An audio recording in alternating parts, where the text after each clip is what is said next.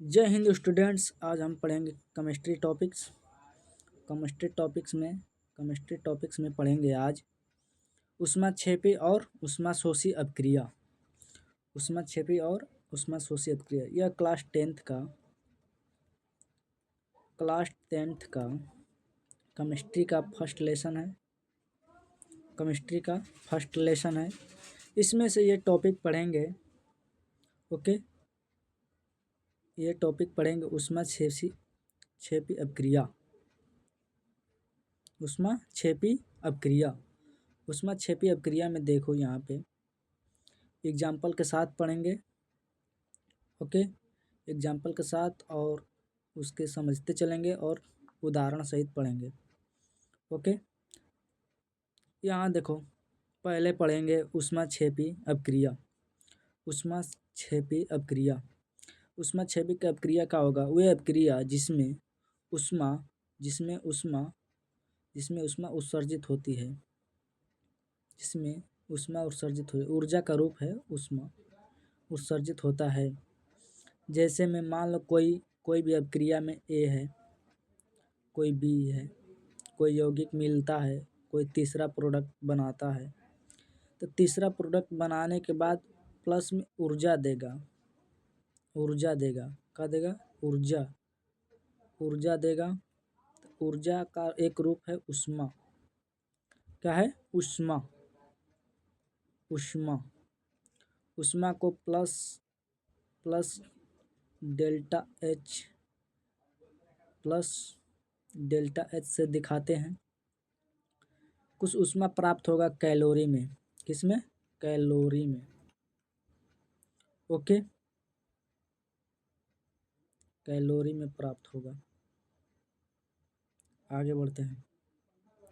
यहाँ देखो दिया है, कोई ए है, अपक्रिया करने ए और बी को मिलाने पर सी मिल रहा है और प्लस ऊर्जा मिल रहा है।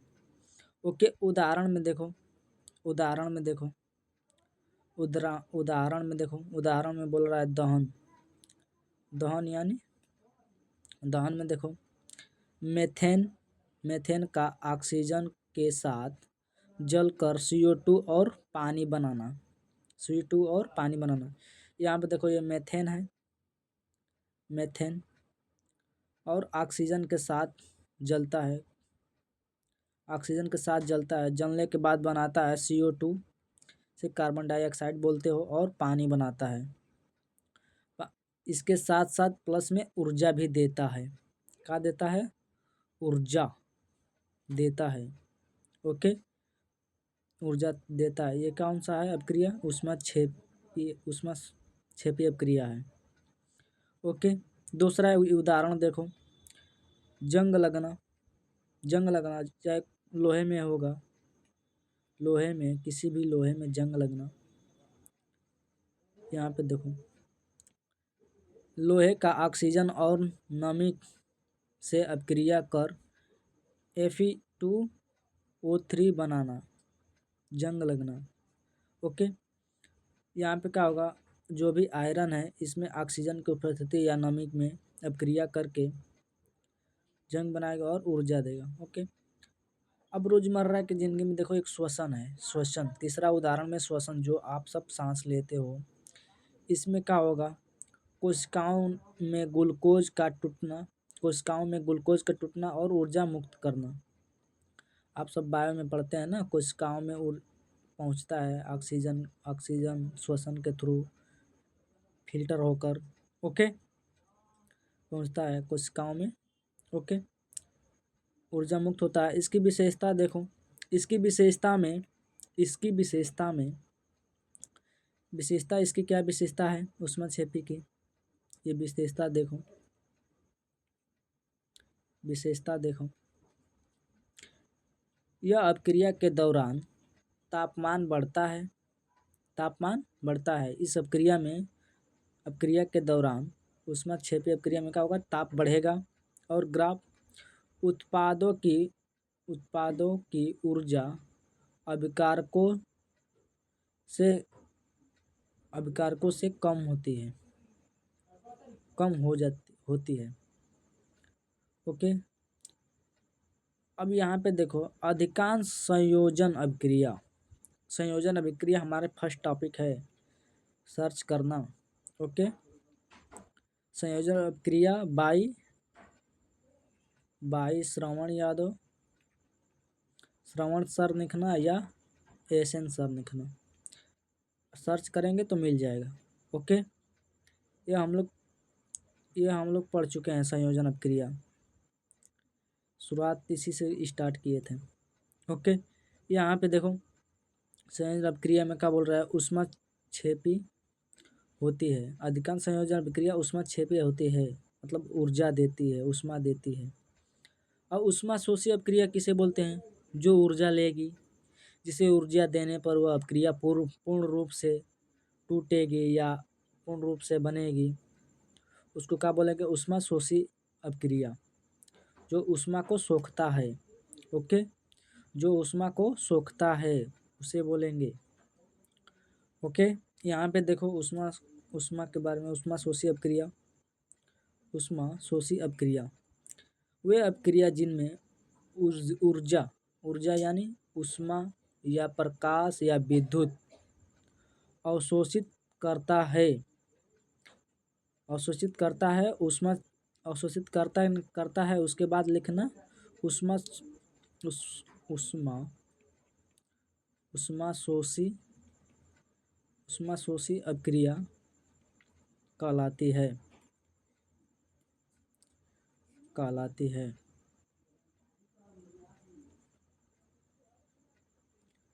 ओके, लिखने के बाद लिखना। अब देखो यहाँ पे जो भी है, इसमें कोई ए तत्व है या यौगिक है समझो, और कोई बी है,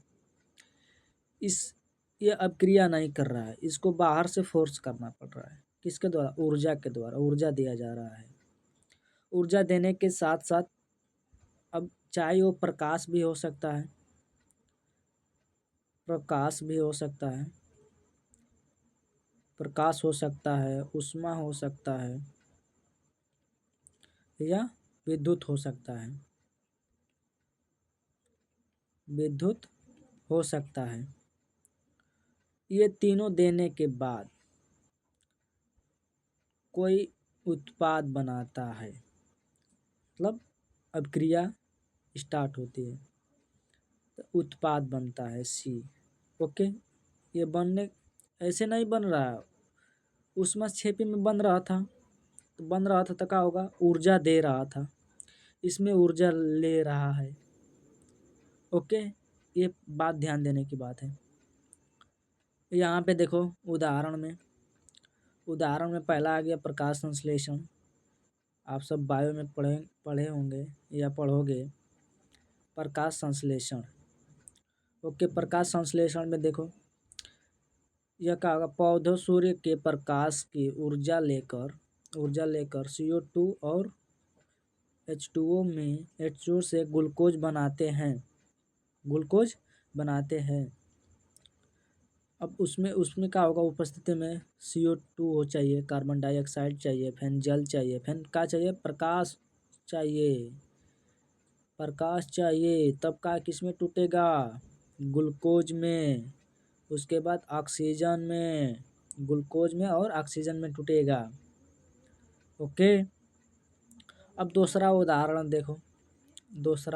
देखो, कैल्शियम कार्बोनेट का वियोजन अभिक्रिया में ये बताया गया था, कैल्शियम कार्बोनेट का वियोजन, ये भी उदाहरण दिया गया था। इसको अलग से ऊर्जा देनी पड़ती है वियोजन अभिक्रिया में। ओके, अब वियोजन अभिक्रिया में देखो चूना पत्थर गर्म करने पर CaO और CO2 में टूटता है। अब देखो इसमें ऊर्जा दिया जाता है तब टूट रहा है, ऊर्जा ले रहा है तो किसमें से टूट रहा है, कैल्शियम ऑक्साइड में और कार्बन डाइऑक्साइड में टूट रहा है। ओके, अब यहाँ देखो तीसरा, अमोनिया नाइट्रेट का पानी में घोलना, ये भी क्या है, यह अभिक्रिया ठंडक पैदा करती है क्योंकि ऊष्मा अवशोषित करती है। इसे नॉर्मल भाषा में बोल सकते हैं, ऊष्मा सोखती है। ओके, इसकी विशेषता में देखो इसकी विशेषता में देखो, इसकी विशेषता में देखो यहाँ पे विशेषता अभिक्रिया देखो, अभिक्रिया के लिए बाहरी ऊर्जा स्रोत जैसे गर्मी प्रकाश की आवश्यकता होती है। यह अभिक्रिया में क्या होती है, बाहरी जो आपके वातावरण में है, बाहरी यही बोल रहा है ना, बाहरी ऊर्जा स्रोत की आवश्यकता होती है जैसे आपके वातावरण की। ओके, अब इसमें क्या होगा, ये इस अभिक्रिया में क्या होगा, ऊर्जा उत्पादों की ऊर्जा अभिकारकों से अधिक होगी, अभिकारकों से अधिक होगी। ओके, अधिकांश वियोजन अभिक्रिया में ऊष्माशोषी होता है, अधिकांश वियोजन अभिक्रिया ऊष्माशोषी अभिक्रिया होता है। अब बताओ आपको अंतर लिखने आ जाए ऊष्माशोषी और ऊष्माक्षेपी अभिक्रिया में, तो लिख सकते हो इन दो, एक दो इसके एक आधार पे, एक इसके आधार पे लिख सकते हो। नहीं लिख सकते हो तो आगे देखो, यहाँ पे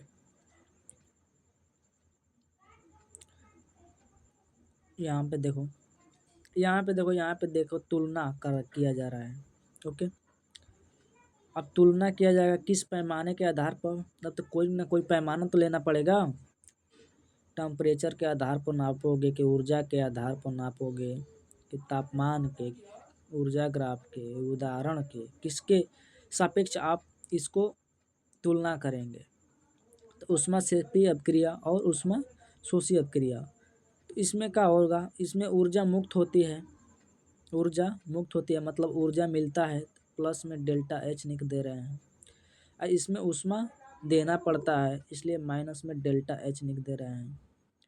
ओके, अब देखो ऊर्जा तो हो गया, अब तापमान में क्या होगा, यह अभिक्रिया मिश्रण गर्म हो जाता है, क्या हो जाता है, गर्म हो जाता है।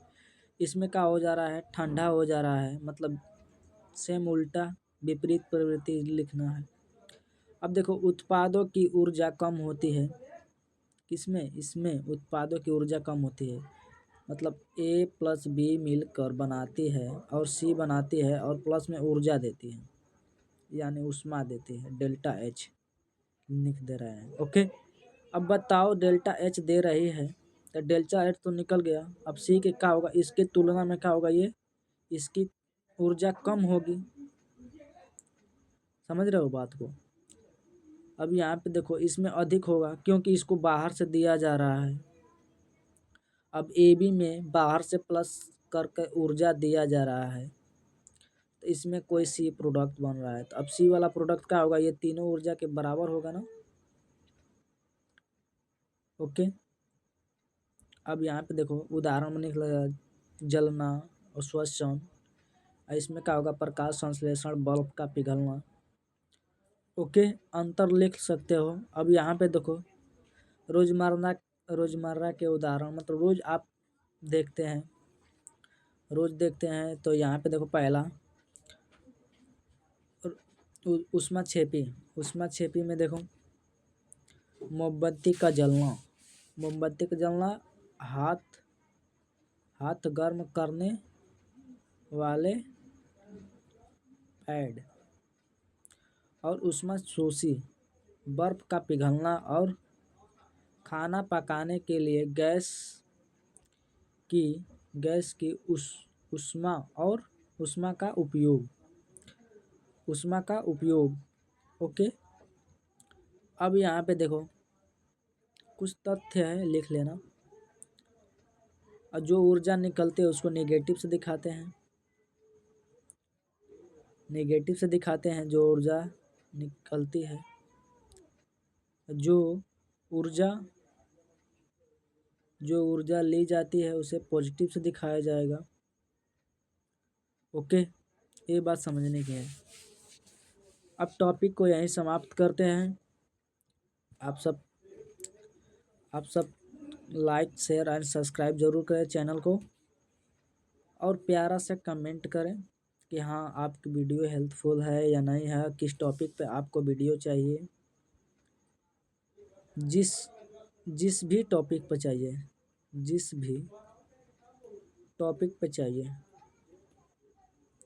वीडियो आप कमेंट करें। इस टॉपिक को यहीं विराम देते हैं। जय हिंद, जय भारत।